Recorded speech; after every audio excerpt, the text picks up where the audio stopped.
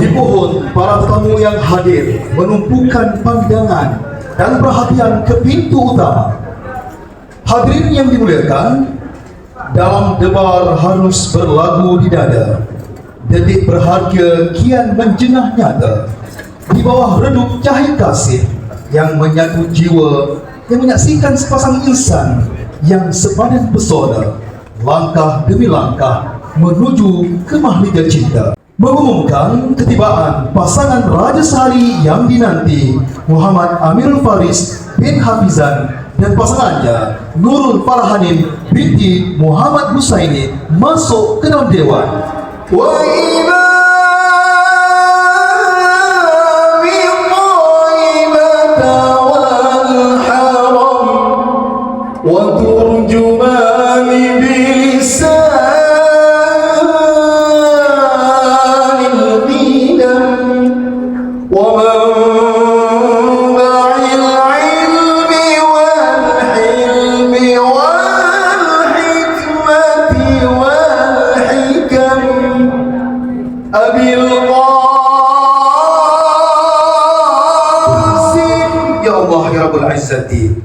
semaikanlah dalam hati kedua mempelai kasih sayang yang sejati.